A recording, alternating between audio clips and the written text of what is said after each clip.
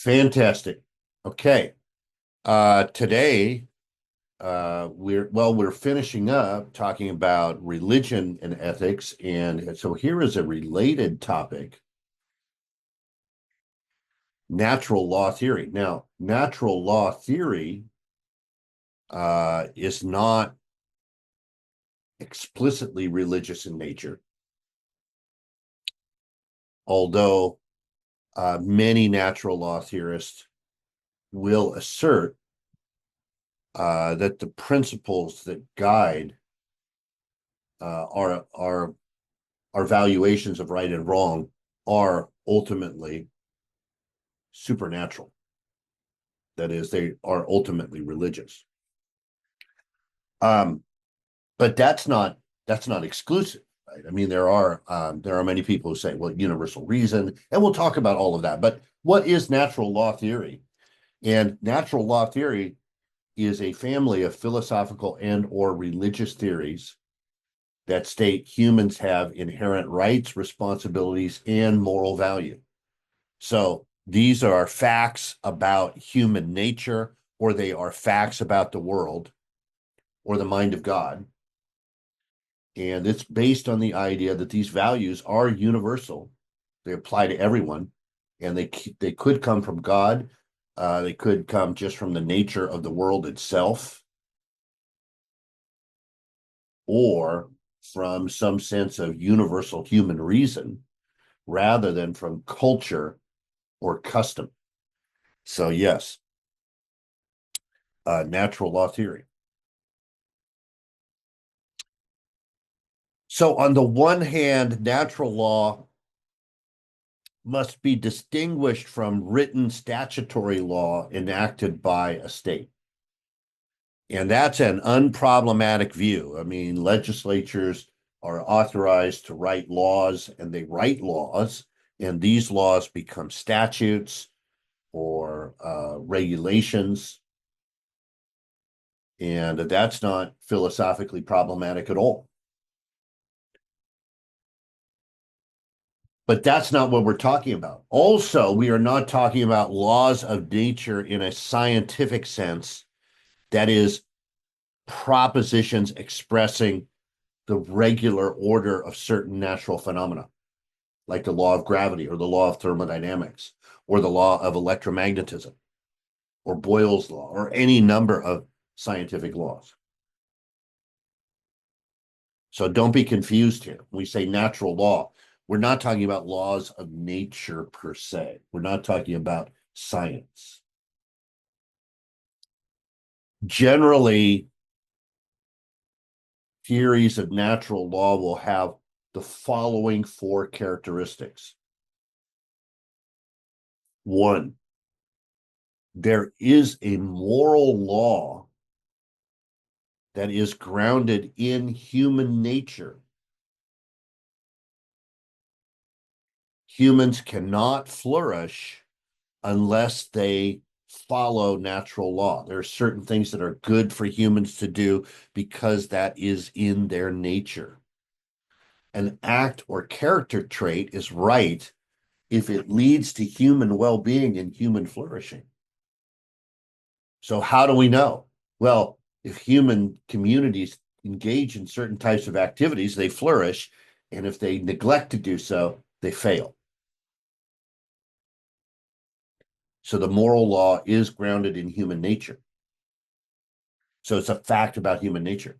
Now, uh, some of you may be familiar with the fact values distinction or the is ought distinction. And so here, what we have to understand is that is not a problem for, I mean, the idea here is that simply because something is a fact, we cannot derive what we should do from observations of fact. We cannot derive what ought to be from observations of what is. Okay, so natural law thinking sees that really as not a bug, it's a feature.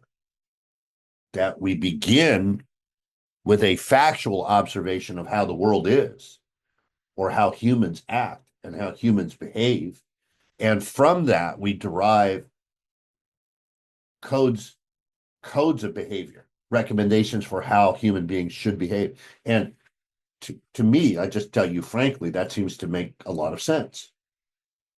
If you want to know what we should do, look at what how look at the actions that people actually engage in, and then determine, well, are they effective? Are they not effective? Do they culminate in human well-being, or do they lead to something that is disastrous? And on the basis of those observations, we should have a pretty good idea about what humans should or shouldn't do, right? Secondly, what is good is prior to what is right. Now, this, I know this is going to need a little unpacking. Rules, moral rules, principles, or commands are based on human flourishing. We don't start with rules. We get to rules only after we observe, human relationships, life, health, friendship, love, creative activity, knowledge, pleasure. These are all goods rooted in the nature of human beings. And so from these goods, we get rules. But we don't begin with the rules. We begin with the intrinsic goods for human beings.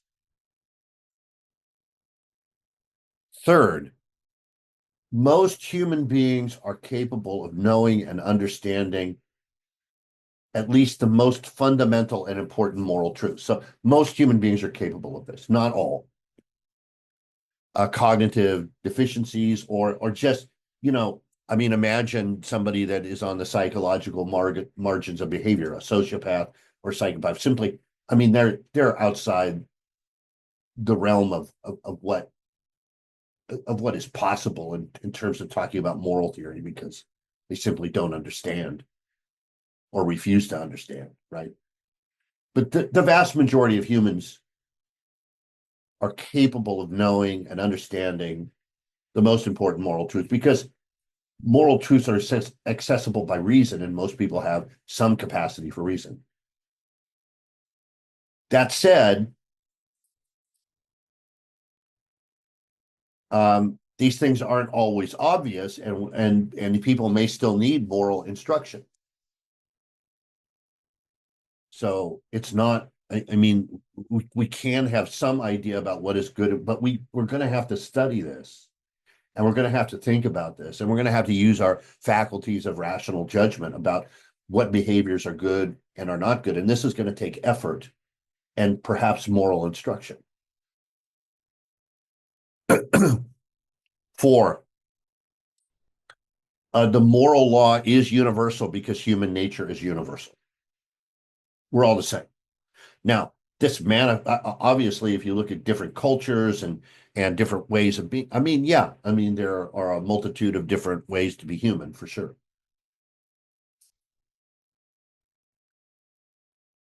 But we all get sick, we all suffer, we all try to avoid pain, we all seek meaning.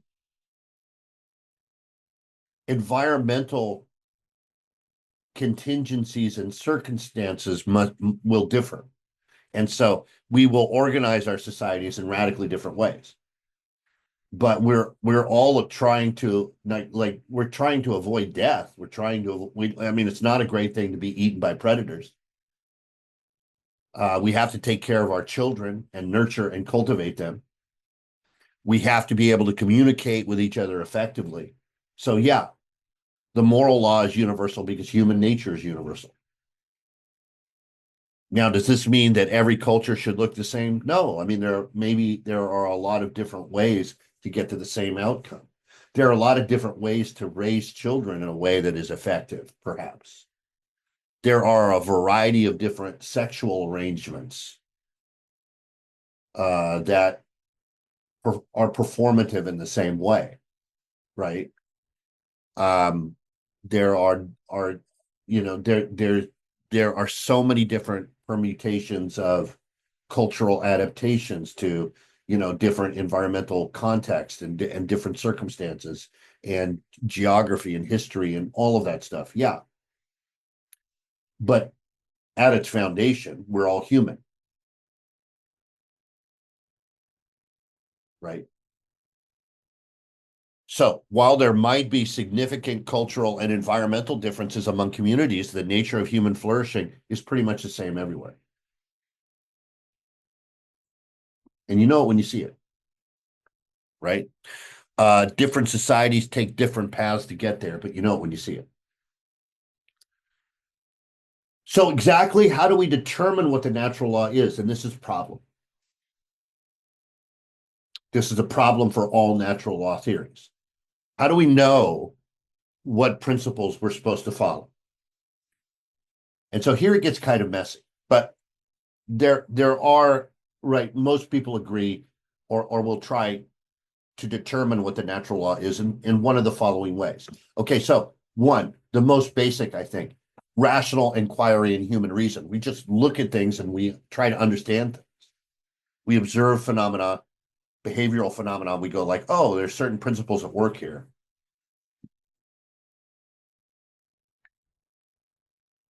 What is human nature?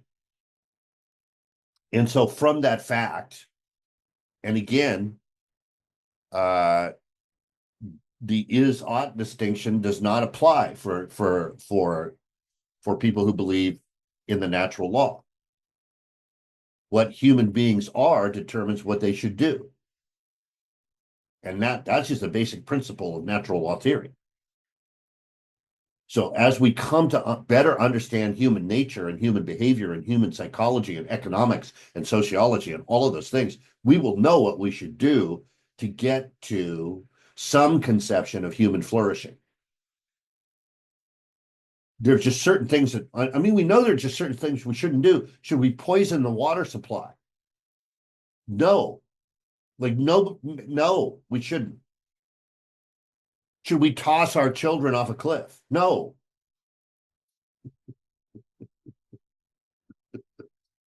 I mean, that's like everyone, there's universal agreement on it. That's not the way you organize a society. It's not going to work. You could try, but we would all be watching and we would all kind of say, told you so. Told you it wouldn't work. Right?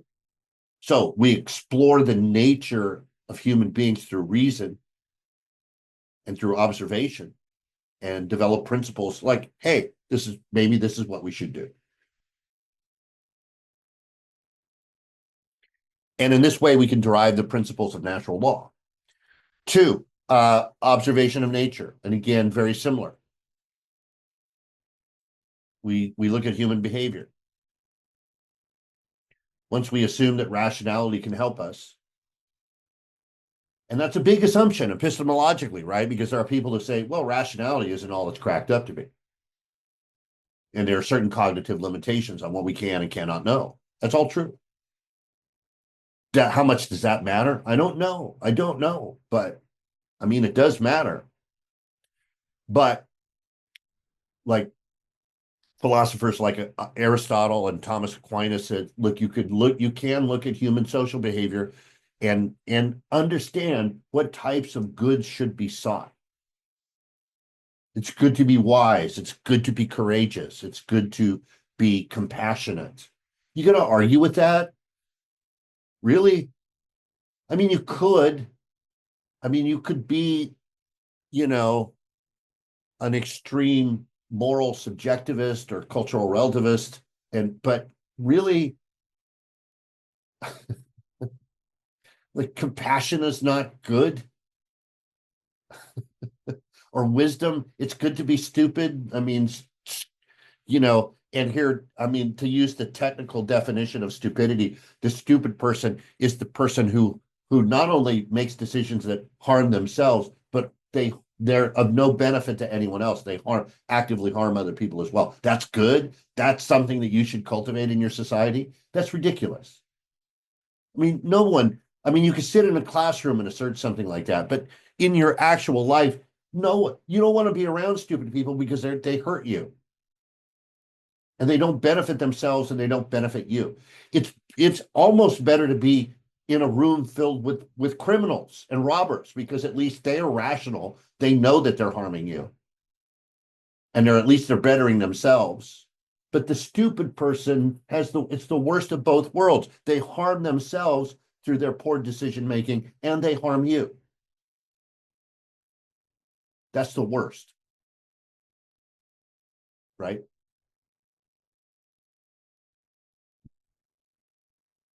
Historical comparative analysis. So some advocates of natural law examine historical legal systems, going all the way back to the Code of Hammurabi, which is the oldest legal code that we're aware of. I'm sure there were codes before that. But we look at ancient Egypt or ancient China or Mesopotamia, and we see these legal systems and identify the common moral principles that are embedded within them, cross-culturally. Folks, you can look at the Code of Hammurabi, which is, 3,000 years old. More than that, I think. I Google it, but I mean, it's old, right? So we go back thousands of years, and you look at the Code of Hammurabi or these other legal systems that are comparative, and you're like, oh yeah, I mean that I can understand. You might not agree with it, like, well, if you put someone's eye out, then you lose your own eye. Like if you're a contractor, and this comes up in Mesopotamia, right? You're a doctor and you perform an operation and you accidentally poke somebody's eye out. Well, what happens to you? You lose your eye. Okay, I don't agree with that, but I understand it. I understand what leads you to that kind of thinking. It's not alien. These people were not alien. They were a lot like us. Why? Because they were a lot like us. It's just us in a different circumstance, historical, economic, and that matters. So we can look at these ancient legal codes, religious texts, philosophical treatises to uncover ethical norms that have stood the test of time. Like these are practices that work. So let's keep doing them. Not to put your eye out, but you get what I'm saying. Professor, is it like kind of like it's just like justice is basically what they were Trying for, really yeah. don't say, but it's like their practice of justice where Yeah, like our sure. system of justice could have like derived It does.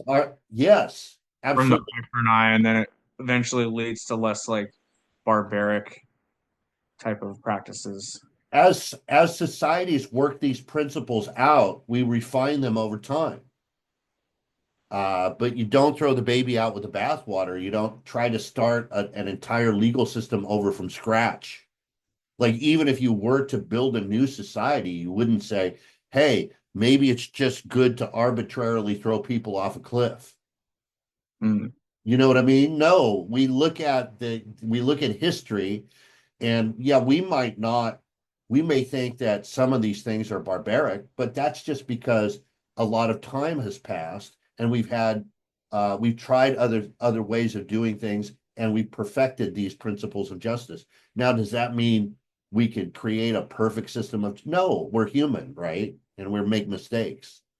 But when we can look at the effects of employing a social practice, and we can make the determination, oh, this leads to a better society if we do this, right? That's Um, how eventually to democracy, right? We start with robber barons. Once we have the agrarian revolution, what do we get? We get warlords, right? Because people can no longer move away from people that are acting in an oppressive way. If you in our Paleolithic ancestors could just leave, but once you have what historians call caging, people are stuck. Once you're farming the land, you're stuck there, right? mm, So what happens then? You get warlords who extract. It's because it's easier to rip people off than it is to plant your own food, and so you get warlords. And these warlords eventually become, as you know, they become kings. And so you get monarchy. But over time, you know, the culture advances a little bit slowly because there's certain, there's certain liabilities to absolutism. And it turns out that the best way for a king to make money is to ensure actually the wealth of their citizens. And so you get aristocracies. And this is better for everyone. But once you open those gates and you have aristocracies and you have oligarchies, well, people that are making money in those systems are doing better. They want more representation. And so over time, you get representative governments like democracies. And that's how do they emerge? Through practice, right? It's just better. Like this is a better way of doing things. Now, is there a perfect system of government? I don't think so. Aaron, does that kind of address what? Yeah, it definitely does. It just kind of shows like things build over time. It doesn't make it perfect, but it like the principle is Yeah. there. Like they kind of have the same principle. Right. Yeah, exactly. And so if you look at our own system, right, our own political system and ethical system and all of that, it goes back to a document called the Magna Carta, the Great Charter, right? The big piece of paper, whatever you want to call it. And this was when English aristocrats rebelled against John, who was an oppressive king, and they demanded rights. And they didn't care about ordinary common people at all. These aristocrats, they just wanted more. They wanted due process. They wanted representative taxation and stuff for themselves. But over time in England, these principles that were established in the Magna Carta became popularized, and ordinary people would say, "Hey, we have rights." You see what I'm saying? And then suddenly, by you get 1689, you get the English Bill of Rights, and all of these principles that were in the Magna Carta for the aristocrats are kind of spread throughout society. And then by the time you get to our revolution, all you had to do was own land, and you had all of these political rights. And today, you don't even have to own land, and you have all of these great rights. And isn't that a better way of doing things? Oh yeah, for sure. See But how it that all works? kind of derived from the Magna Carta and kind of built Yeah. off. But the people that wrote the Magna Carta had no idea what they were doing. But we could say that. We could just say, oh, that Magna Carta, that was written by these aristocrats. It has nothing to do with us. It does, though. Oh yeah, I know for sure. Yeah. There's axiology and theology. So here, a natural law theorist might assert that there are just rules of natural law that are asserted axiomatically. Like in the Declaration of Independence, the framers say these laws are self-evident. They're just logically self-evident. Now, I don't know that that's true, but okay. Other natural law theories will say, oh, this is rooted in God, in theology. That this is the way that God wants it. Okay, right? That's part of the natural law theory as well. And we'll see that. Finally, there's just dialogue and debate and talking about these ideas. And some natural law thinkers say that these principles just emerge in scholarly discourse when philosophers talk about these things. Like a good example would be John Rawls. And when John Rawls thinks about social contract theory, he says, oh, here's how to make a just society. Here are the principles by which we can make a just society. And other people are critical of that. And libertarians respond to that. And so we have this discourse about what is the best society. And out of that discourse come principles that we can all agree to.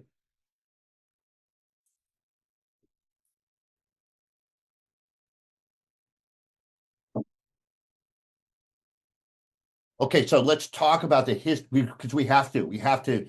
This is it's a varied tradition, and there are a lot of people who are involved. And so we have to kind of have a brief overview. And I don't usually like to do this, but with natural law theory, we kind of have to.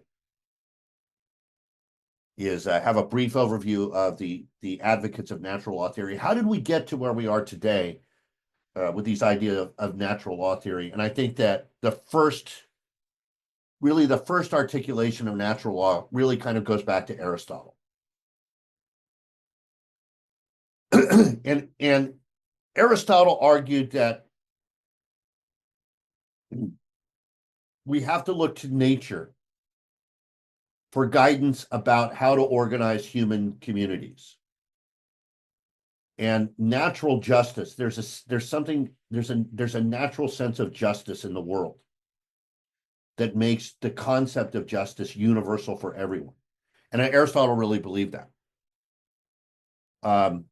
And the sense of natural justice is different from what states do. States make rules kind of arbitrarily.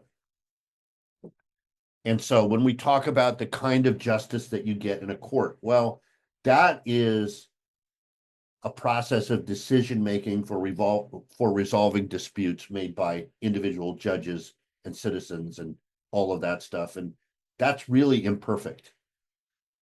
But there's a natural sense of justice that it emerges from nature. And this sense of justice is universal. The good of justice is universal. And so this has to do with Aristotle's concept of telos, or purpose. And it's important to understand that everything that exists in Aristotle's philosophy has a purpose.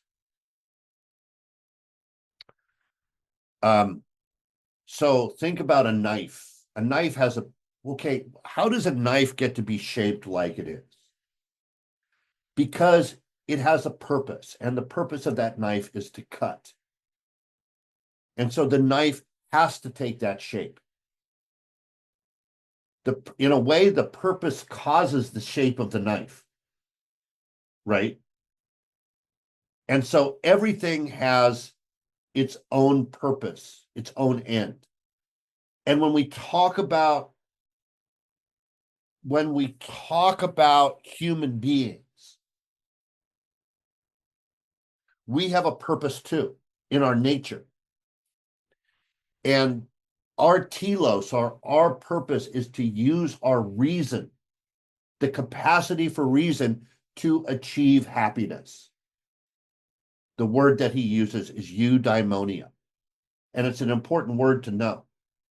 Eudaimonia is a good life. It is a life that includes being happy, thriving, and doing good in the world. This is the ultimate end for human beings, to achieve happiness. Not happiness in the contemporary sense that we use the word, like I feel pleasure or whatever, right? This is the state of being that is consistent with human nature. When we are thriving, when our life has purpose, when our life has meaning, when we are connected with others and we are doing good in the world, we have achieved eudaimonia. And so our purpose is to use reason in service of that happiness. That's a great vision. The eudaimonic life is a great vision. And I think that this ancient notion of eudaimonia is so much richer than when we talk about happiness, because when we talk about happiness, we really mean pleasure. And pleasure turns out to be a very limited good.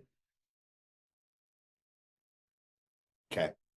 And if you're seeking pleasure, chances are you're not going to find happiness.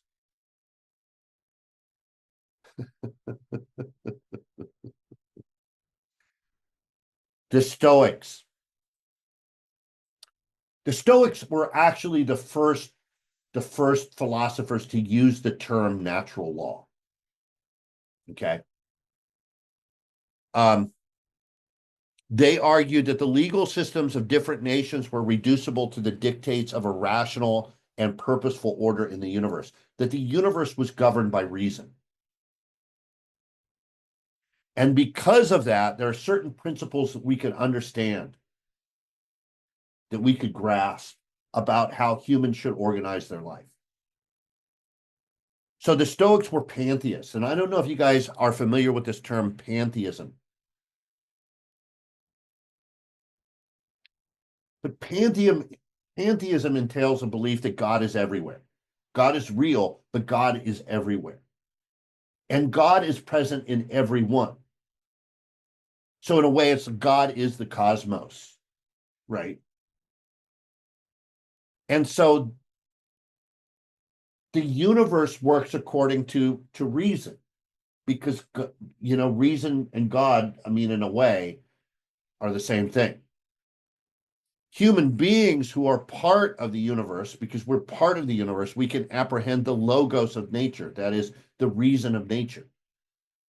And this reason of nature is the natural law. Thus, to live in accord with human nature as a social being capable of reason is the purpose of life for the Stoics. Similar to Aristotle and his concept of eudaimonia. Now, again, similar to this is Cicero's idea of natural law. And Cicero was a lawyer, and so he thought about the distinction between the law of nature or natural law and civil law or political law, law that was created by human beings. And he thought about the question of justice. And so for Cicero, there is a natural justice. Both justice and law originate from what is in nature. And like the Stoics, Cicero believed that human nature is defined by reason, and thus reason is the basis for all law.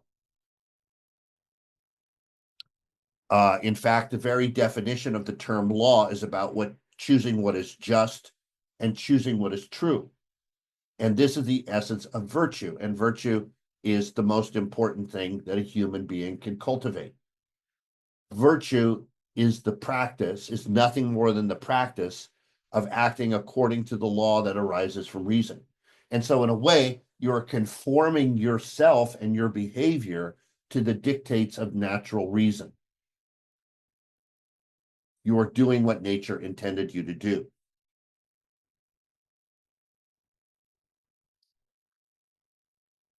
So natural law, this law of universal reason, is superior to the written code of any political organization.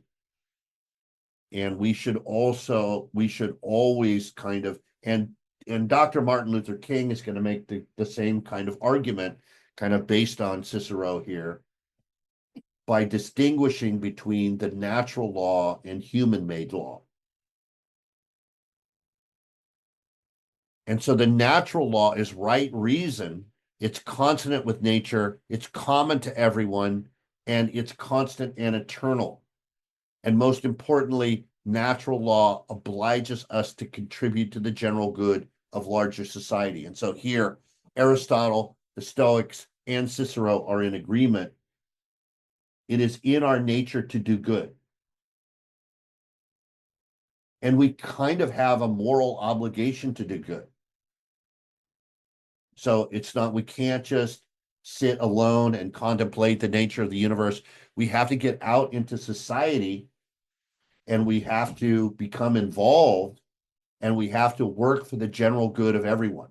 And I think that a lot of, I don't want to, well, when we get to Stoicism and Epicureanism and all of that, and we will talk about all of that, there's a weird sense today, and all of these philosophies have been resurrected on the internet. But unfortunately, like anything else, people pick and choose what they want to promulgate and what they want to ignore. And it has been my experience with religions that's the way that most religions work, or most philosophies work, is that we pick what we like and we ignore what we don't like.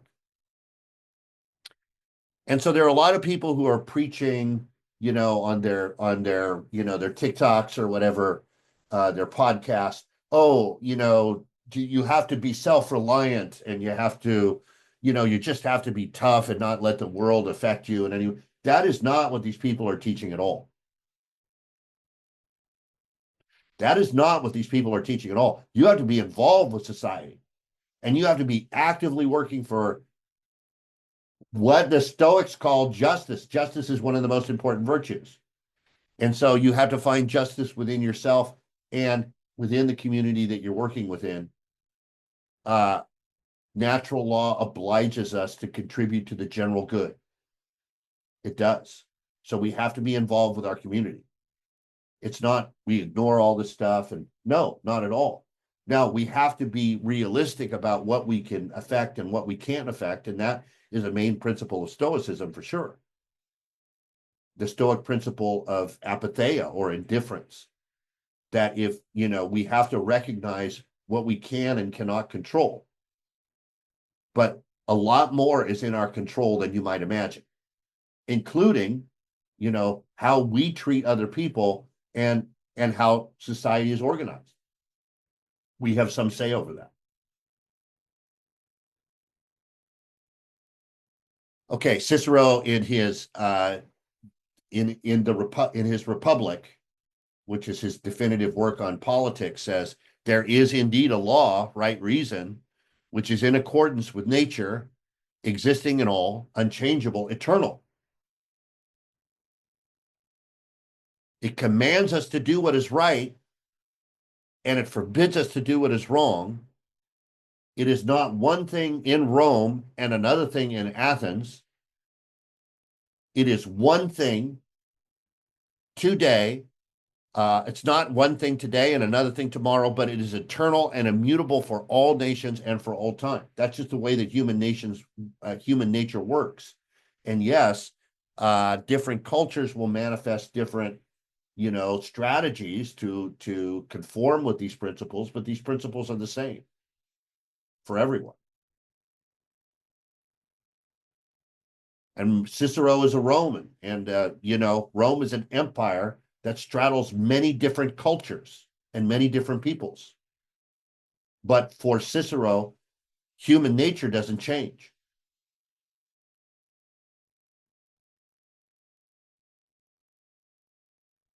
Okay, so that's the ancient world.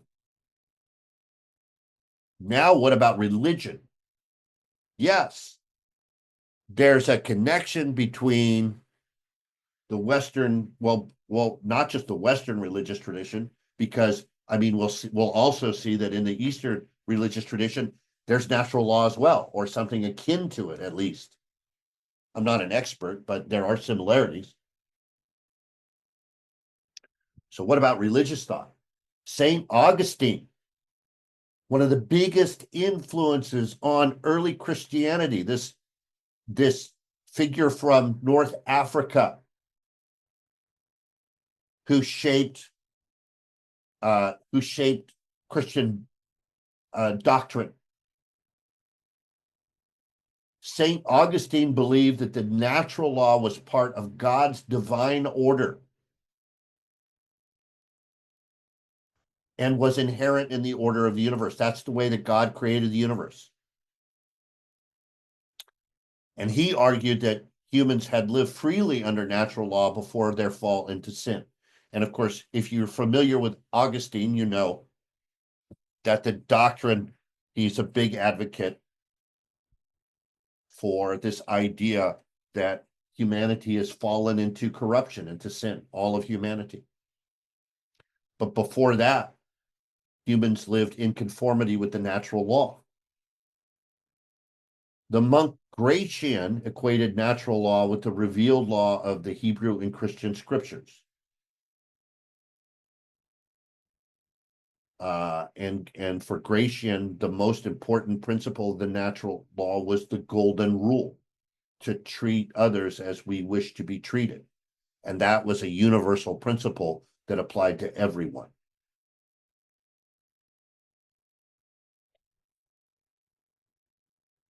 Now, the next big thing in natural law theory, and this was a really big thing, was this guy that some of you may have heard of, particularly if your background is in Catholicism, St. Thomas Aquinas. And Aquinas is huge. Like even in grad school in philosophy, Yeah, I mean, we read, Summa Theologiae, and all of these things were required reading. And Aquinas is a huge intellect and another very important thinker in the history of religion, Western religion. Aquinas believed that natural law was universal. It's a universal set of rights, and we haven't talked about rights yet, but rights are kind of principles, like these indelible principles of entitlement that all people have. It's a universal set of rights and wrongs that humans are naturally inclined to follow. And so the natural law is just one part of God's divine providence. And God has made humans as rational beings. God has given humans reason. And they can use this reason to make decisions, practical decisions about ethical choices. And that's how God has created the world. Now, Aquinas says there are four types of laws. Going from higher to lower, at the top, there's eternal law. And this is just the nature of God. This is God's rational guidance for all creatures.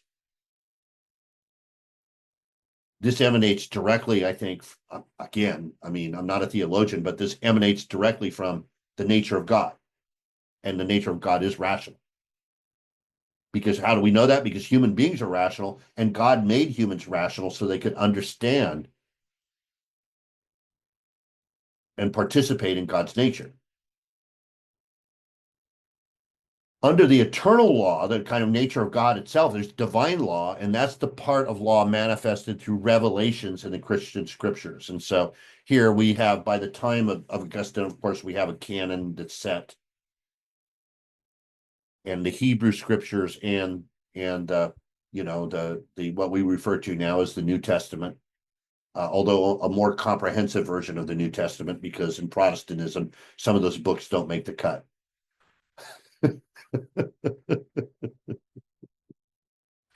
So the revelation, God's revelation through the scriptures, yes.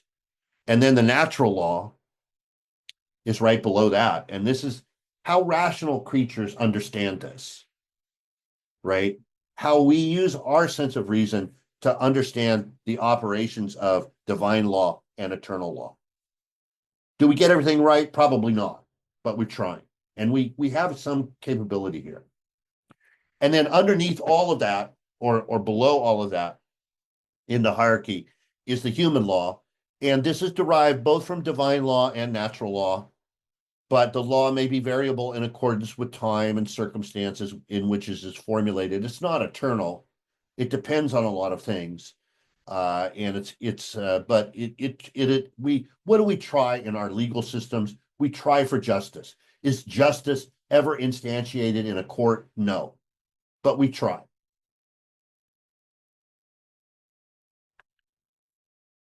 So Aquinas believed, quite rightly, and Aquinas talks a lot about the alterity between God and humans.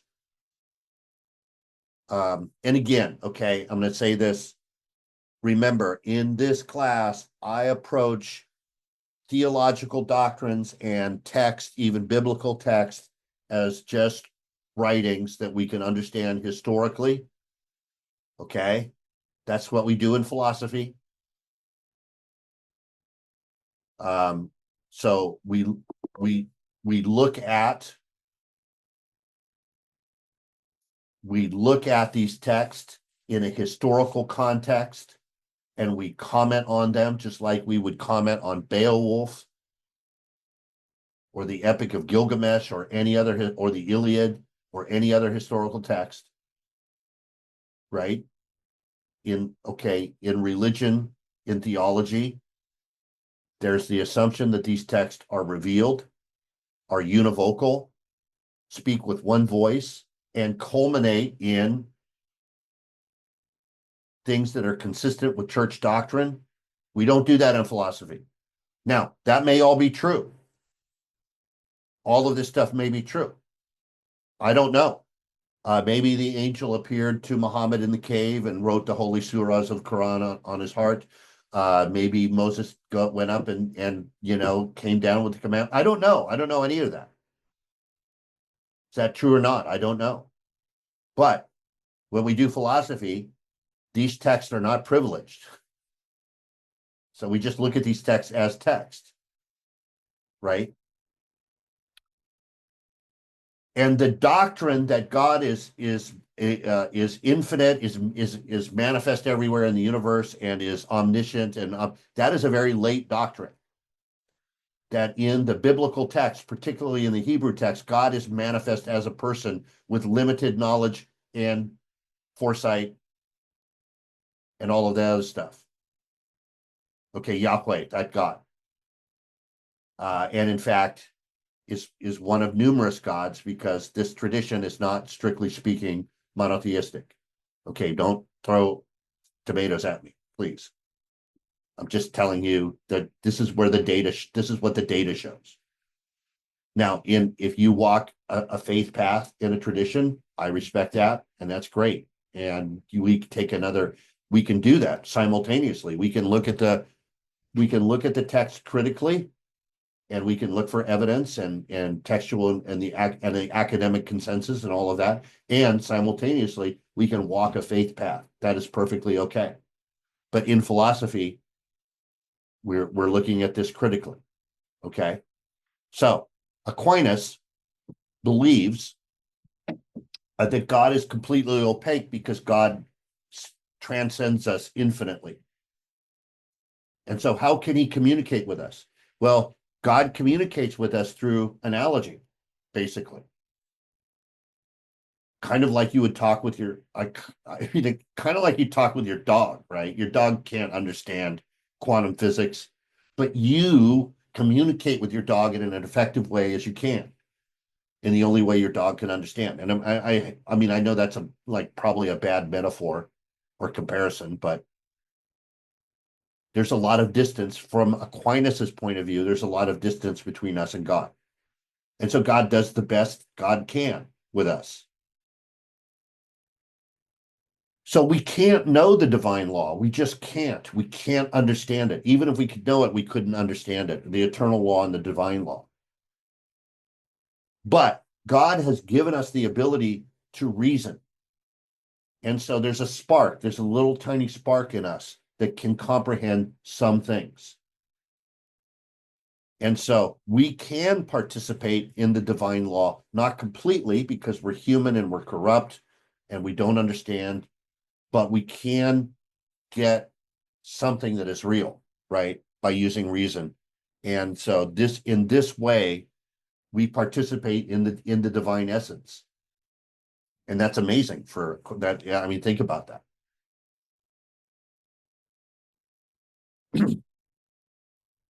Now, Aquinas says just doing the right thing is not enough to be a moral person. We have to have the right motivation as well. How do we know if we're motivated rightly? This is a problem because our knowledge is limited. To ensure we are doing the right thing, he teaches that our motives must coincide with the cardinal virtues. And here he talks about the virtues. And he takes the classical virtues, prudence, justice, fortitude, and temperance. This he gets from the Stoics. So he doesn't reject completely the classical tradition of natural law. But in addition to these, there are 3 theological virtues that the ancients didn't know about. These are revealed to us through Christianity: faith, hope, and charity. And these virtues are derived from reason and a gift from God. God allows us to understand this. And this allows humans to participate in the divine order when we perfect our character, when we commit moral actions. Now, here's something we need to know, because this is an important doctrine. And as an aside, let's talk about this. It's called the doctrine of double effect. And so we need to understand this doctrine. unintended harm in pursuit of a greater good is morally permissible.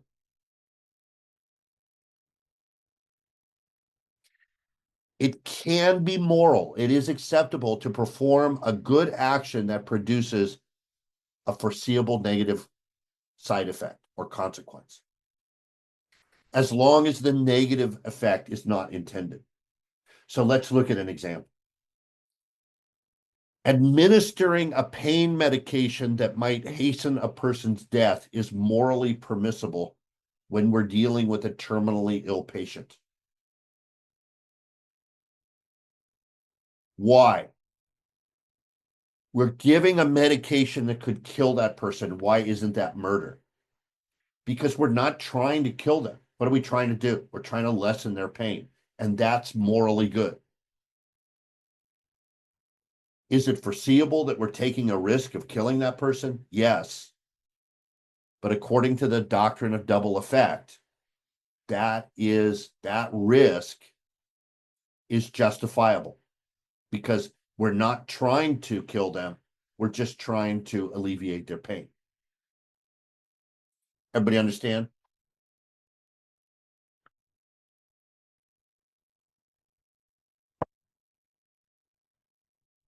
Now, it is often argued that Islam does not have a robust or a conventional natural law doctrine in the same way that Christianity does. And that may be true, but there are imams and scholars like Ibn Rushd. We refer to him in Latin as Averroes. He was an Islamic scholar who believed that the laws of nature were harmonious with the laws of God. And so there's a kind of, of worldwide movement here in Islam and Christianity at the same time, this kind of golden age of Islam, where these thinkers are also articulating a natural law doctrine. And so Averroes says these universal moral principles could be discovered by the use of reason. And this is a tremendously productive period, intellectual period in Islamic history. And you have all of these wonderful scholars, you know, in the caliphates working on these problems, and it's like a golden age. And there's exchanges going on between Europe and this region, particularly through the Ottoman Empire. What would be the Eastern, the Orthodox Roman, the Eastern Roman Empire. In the 1400s, it falls to Islam, and that changes a lot of things in both the Eastern world and the Western world. In Hinduism, Buddhism, and Jainism, there's a concept of dharma. And yes, the concept is a very sophisticated concept and differs from religion to religion, but in general, there's a cosmic order that governs the universe. And this cosmic order governs all aspects of life, from the natural world to human moral behavior, which must follow the principle of dharma. Now, is this natural law? It is not. And I mean, look, scholars will say that know a lot more than I do, will say that no, I mean, this is not exactly natural law, but it's not natural law. Dharma is the fundamental principle that underlies the functioning of the universe. And so it is considered to be the foundation of all existence. It's a more complex idea than natural law, I think. But it's not entirely alien to make this comparison, or ungrounded to make this comparison. The modern era. Here we have a pivotal figure in natural law history, Grotius. He was a Dutch philosopher who developed a secular theory of natural law. Um, his theory was based on reason, and that should be no surprise. Human nature, that should be no surprise. But it is separate from the divine law, although he is a believer, right? Grotius was a Christian, and he identified the natural law with truth, but this does not require religious belief. Uh, the law simply follows, the natural law simply follows from the nature of things. And it's discoverable through just human reason. We don't need revelation or supernatural, entities or anything to describe this. The laws of nature are unalterable and accessible by reason. And here's an interesting claim that he makes. They could not even be changed by God if God wanted to change them. Now, we know Grotius primarily by his work on politics, and his work did lay the foundation for international law by asserting that natural law governs relationships between states, and states operate analogously to humans in a community. So there's a community of states, and that nations, like individuals, are bound by moral principles such as respecting treaties and avoiding unnecessary war. So just like we hold individuals accountable, we can hold nations accountable for their behavior. And this brings us to just war theory. Grotius was influential in the development of just war theory. He argued that war is only justifiable if it's defensive and if it's based on a just cause and it's conducted with proportionate means. Outside of these, war is immoral. So war is morally illegitimate. So aggressive war look, the realists like Machiavelli would say, look, war is just, or Clausewitz, right? Think of these, and we'll talk about all of this stuff in more detail. But Clausewitz would just say war, politics is about power, and war is just another form of politics. And Machiavelli would probably go as far as to say, yeah, war is just, it's just a strategy that you could use to get what you want. Doesn't always work, but it can. Just war theory says, no, some wars are morally illegitimate, like those waged for aggressive purposes, like humans are bound by the law of self-defense, and so are nations.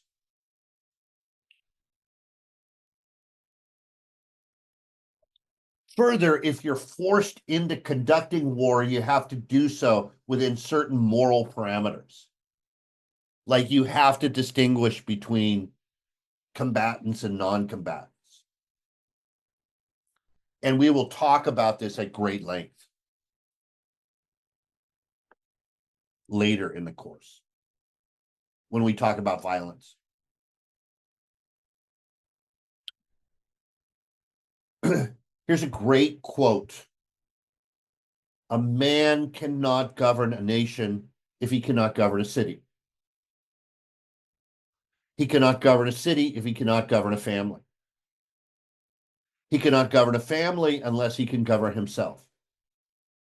And he cannot govern himself unless his passions are subject to reason. Great quote.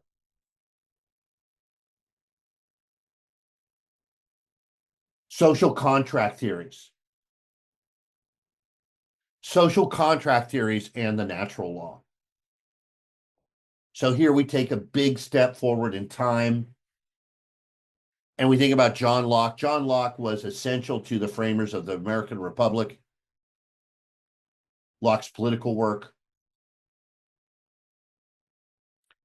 And in the two treatises on government, he talks about this idea of the social contract. And Locke argued that there was a social contract between the people and their leaders, and that this social contract was based on natural law.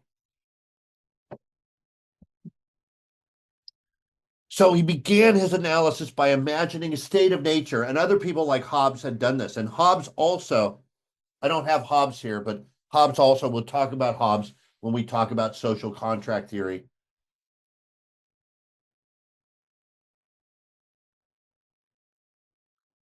But Locke begins his analysis by imagining a state without government.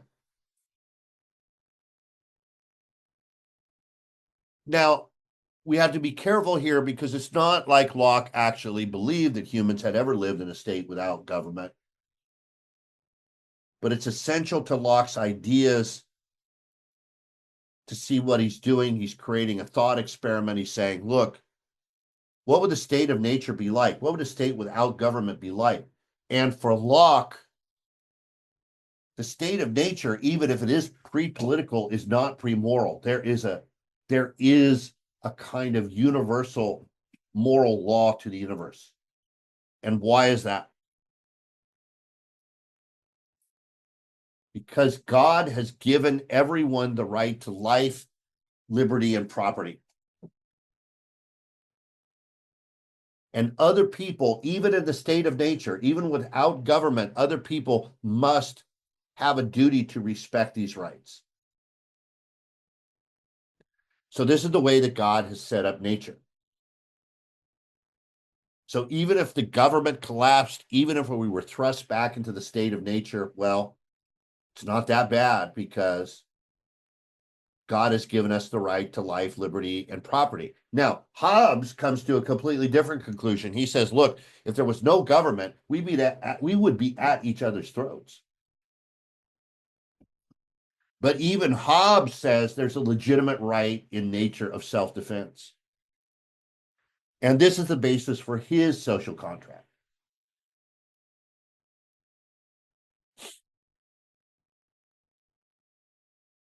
Now, Locke is talking about rights. What is a right? What is a natural right? And it's essential when we think about social contract theory to think about this concept of rights.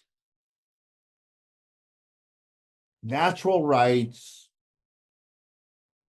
are entitlements that humans have that are not contingent upon the law or custom or belief or any particular culture or government. They are universal and inalienable. They cannot be voluntarily abandoned. They cannot be coercively taken away. They cannot be sold. They cannot be transferred. They cannot be removed. Why? Because God has given us these entitlements.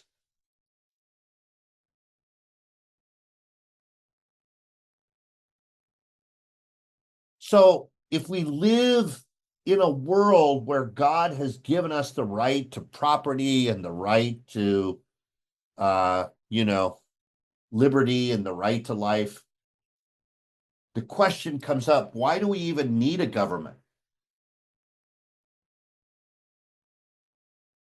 And Locke says, well, as humans become prosperous and they begin to accumulate wealth, well, things can go wrong.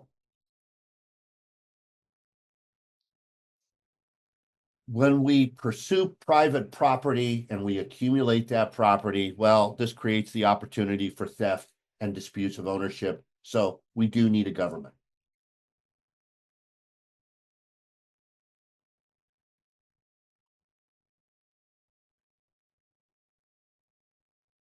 So governments are formed by consent of the people to protect the people's rights and adjudicate conflicts over property. Now, very importantly for Locke, and this was different from Hobbes, Locke said that governments that fail to protect our natural rights are illegitimate and they can be overthrown. And for those of you who know your history, you know exactly what this culminates in. This culminates in our divorce from Great Britain. The American colonists say, hey, we have rights, natural rights, that all men are created equal, that they are endowed by their creator with certain unalienable rights. That's just the way it is.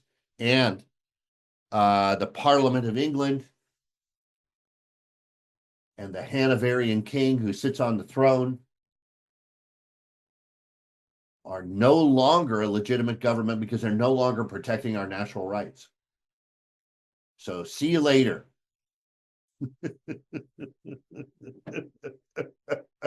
See you later.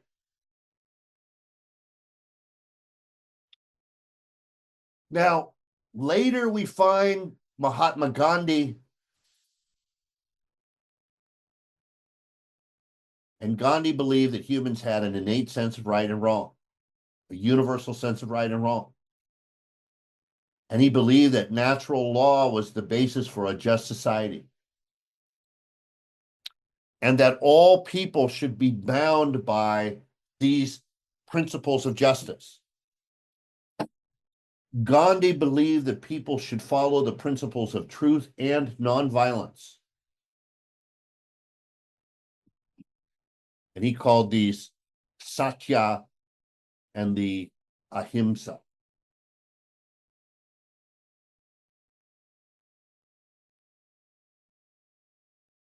Gandhi warned against the seven social sins, and these are behaviors that violate basic human nature. And these include wealth without work, pleasure without conscience, science without humanity, knowledge without character, politics without principle, commerce without morality, and worship without sacrifice. All of these things, because of the intrinsic nature of human beings and the way that justice works its way out through society and through the human community, all of these things can be devastating to human well-being. Now, Dr. Martin Luther King, greatly influenced by Gandhi, and Dr. King's philosophy was rooted in nonviolence and natural law. King believed that just laws respected human dignity, natural human dignity, that all humans possess this natural sense of dignity, while unjust laws degraded people. So how do you know if a law is just or unjust? Well, does it uphold human dignity or does it degrade people? And he argued that civil disobedience was justified when the law degraded people.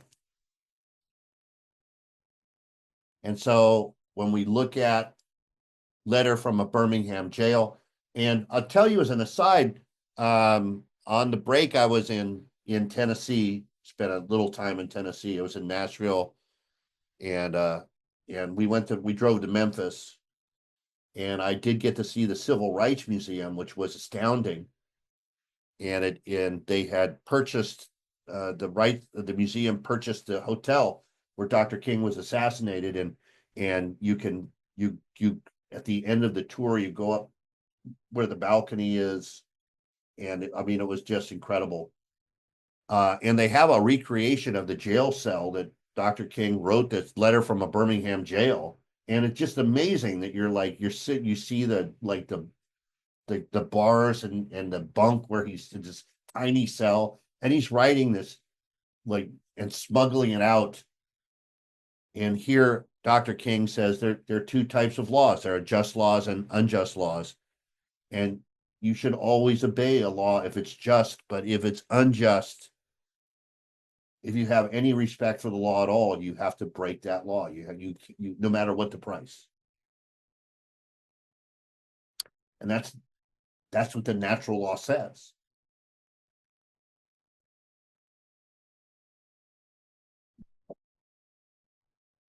Are there problems with any of this? Yes. Yeah. And some of you are probably thinking, where does all this stuff come from? Right?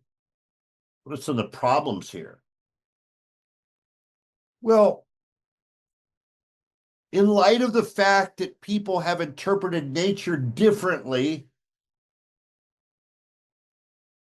how do we know exactly what natural law is? I mean, you know, we we get radically different accounts of human nature. And even if there was a singular definition of what is natural for humans to do or not do, how do we know that it was accessible and knowable by human reason? Human reason that is limited. And in light of all of our systematic irrationalities and our cognitive limitations, how would we even know? How would we know that something is naturally right? Right? How do we determine the essential or morally praiseworthy traits of human nature? Different philosophers have had different accounts of human nature. Hobbes said human beings were essentially selfish. If that's true, does that mean selfishness is good?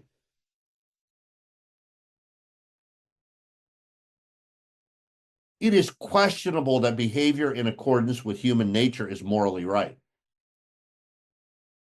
And behavior not in accord with human nature is morally wrong. For instance, what if it turns out, what if we find out, like we do all this research and we find out that humans are naturally aggressive? Should we infer that war and fighting are morally right? That's ridiculous. So just because something is natural, I mean, think about this. How does that make it right? This is the appeal to nature fallacy, in fact. Just because something is natural does not make it morally right. It is highly doubtful that one can infer moral principles forbidding adultery, rape, homosexuality, and so forth from biological facts about human nature, because all of these things occur in nature. We should always remember that biology is not destiny. Wearing clothing or using antibiotics is not natural. Yet most of us would say these things are good.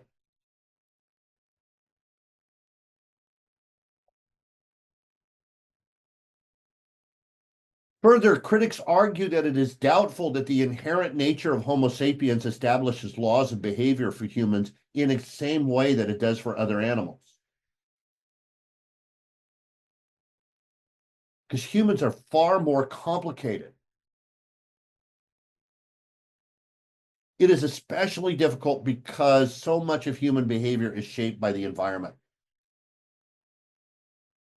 by deliberate and non-deliberate conditioning, training, and education. So even if there were a human nature and this human nature was knowable, the way that humans are conditioned to learn through socialization is so variable that it would actually teach us very little about what we should or shouldn't do.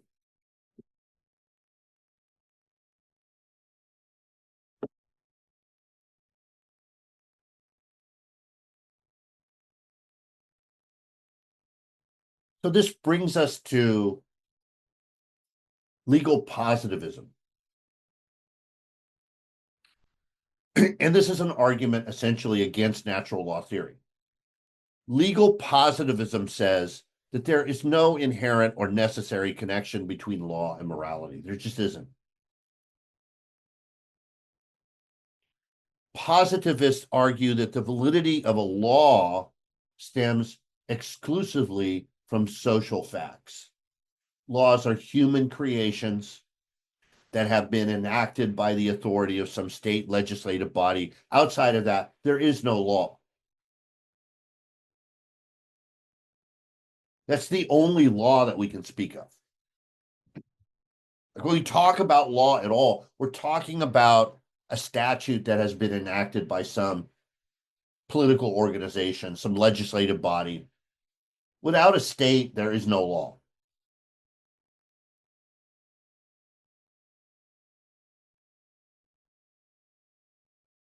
As long as a law is formally and properly enacted, positivists hold that the law is valid, regardless of its moral content. In fact, its moral content is irrelevant. The last thing a judge should do, we think of how we want judges to rule in cases. Judges should never be concerned with the law's morality, only its source and whether it has been properly enacted.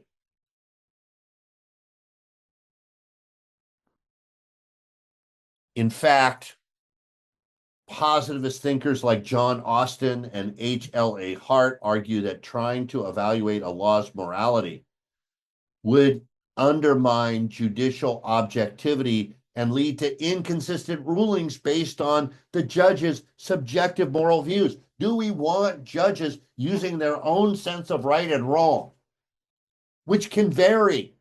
It's not universal. Different judges would disagree. Do we want judges using their moral sense to enact law? No, we don't. Judges should be bound by the rule of law, and the rule of law is determined by the legislature. End of story. There is no higher law. There's just the law that we enact. Is it perfect? No. But if you don't like it, you can change it.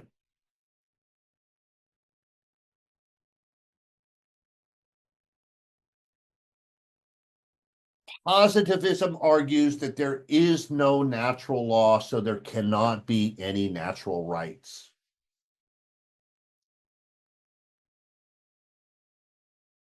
The only legitimate source for legal rights are those rules that have been expressly enacted or recognized by some state or government. Our rights are what we say they are. And if you are unfortunate enough to live in a place where there is no government, you don't have any rights at all.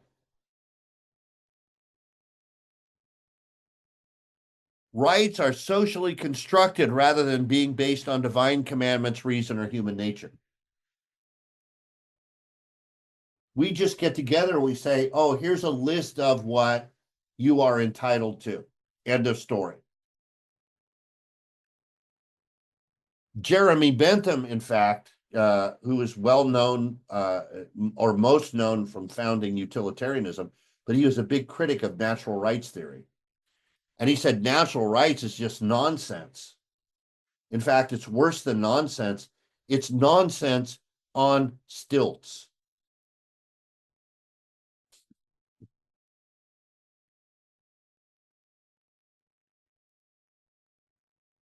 Rights are meaningless unless there is a political entity to enforce them.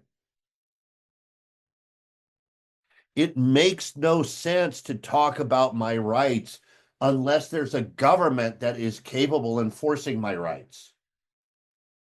I could say I have a right to property, but if other people can take my property, that right is meaningless. The only reason I can say I have a right to property is because if somebody messes with my property, I can get on the phone, I can call the police, I can have that person arrested, and then get my property back. So all rights are like this. Hey, you live in a country where there's no government or the government is in revolution or, there are no rights in that context, right? There just aren't.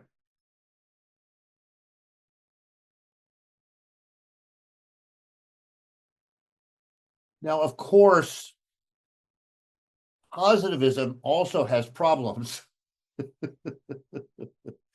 I never promised you that we would talk about a theory and that theory would not have problems, because all of the theories that we look at, folks, let's be honest, all of the theories that we look at, they have good reasons in favor of them, and then there are problems that they create.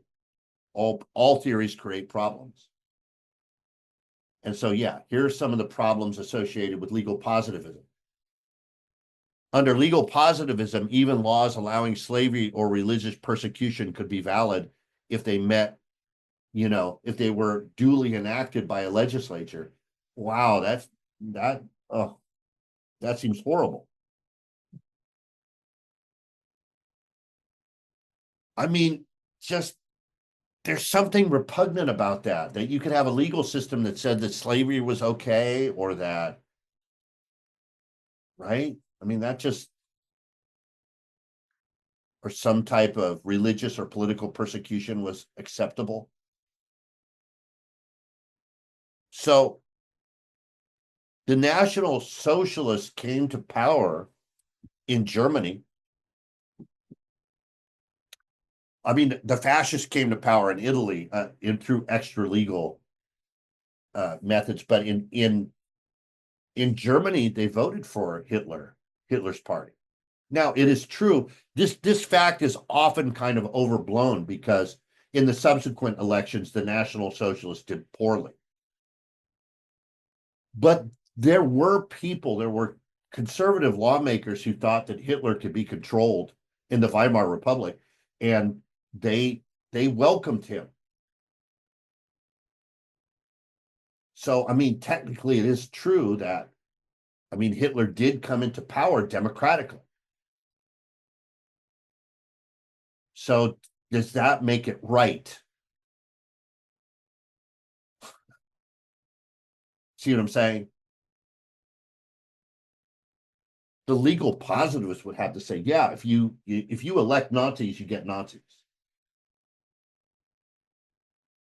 If you vote for Nazis and they're doing Nazi things, well, that's what you get, right? Legal positivism might also argue that citizens must obey a corrupt government.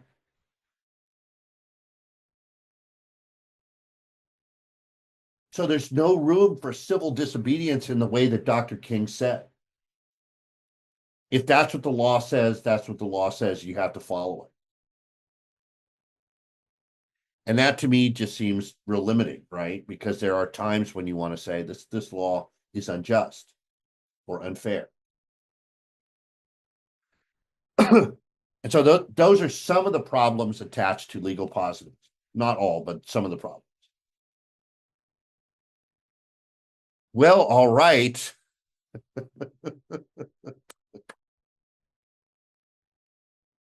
We did natural law theory, and it's a complicated topic. And I'll tell you what I assembled. There's not a lot of really good comprehensive treatments of this subject. And uh I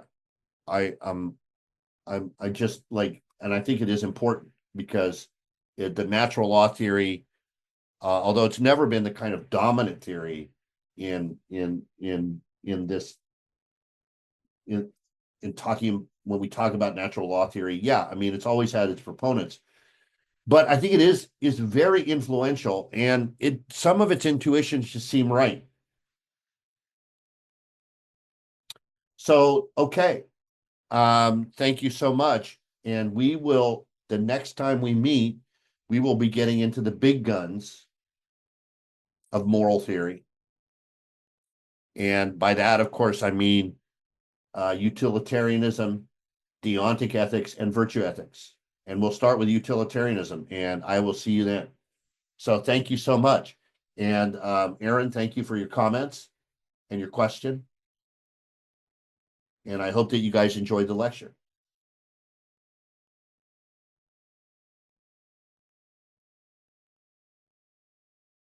Thank you very much.